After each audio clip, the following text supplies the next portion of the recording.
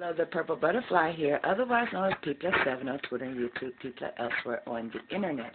My blog is located at purplebutterfly-peepla.blogspot.com, and my soaps can be purchased at peepla.etsy.com. And remember the bar soap I told you I had an issue with? Did a little soap surgery, and I'm here to show you what it looks like now. The one that was completely separated now looks like this. As you can tell, I used some brown, the one with the coffee, not the frosting, to fill in that gap. Okay, that's solid now, and I went on ahead and cleaned it up. But I didn't like the way that looked, so when I got to the next one, I went on ahead and used more white. So it now looks like it's in one piece instead of the separation all the way across. So that only happened to like 3 of them. That's another one. You could barely see where it's, right there is an air bubble. And the rest of it, the only way you could tell that it was ever involved in any real soap surgery is that little part on the side. And I will probably clean that up before I stick it in the wrapper.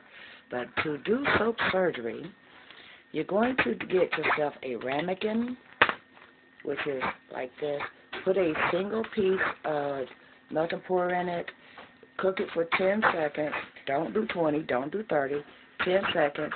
Go back another 5 seconds or 10 seconds if you need to. And then you're going to scoop it up in this, which is a mini pipette. You can get them at your beauty supply store in the nail care section. Or you could go pay too much for it in a, craft section or a cake store.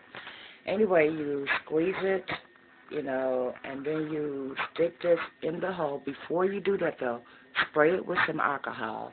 I keep mine in a bottle like this, but spray it with some rubbing alcohol.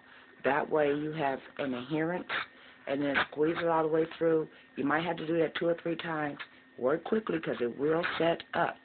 Make sure that it actually rises higher than the repair that you're making. Then you're going to take your cutter or a knife, and you're going to glance it across any of the excess. That way you have a nice smooth surface, and all your excess soap that you don't need, throw that away anyway. You only have a couple of little shavings, but your soap will be in one piece, and it will last throughout the life of the soap. So if you have to do soap surgery, at least know how to do the soap surgery. That way you don't end up with a bigger mess than you started with. One piece that I did the surgery on, where'd it go? Well, it's together so well, I almost couldn't tell. It turned out to be on the very back, so where I added, hold on, let me get to the light. But where I added the extra soap, it's shiny, it's still drying. But since it was on the end piece, it looks like the frosting just glazed anyway. So, and on this side, since, I already trimmed it up, you can't even tell, see over there. So, I'm just having a good time in the kitchen with the way this smells. Anyway, y'all stay blessed, stay tuned. Don't forget to rate, comment, and subscribe. Bye.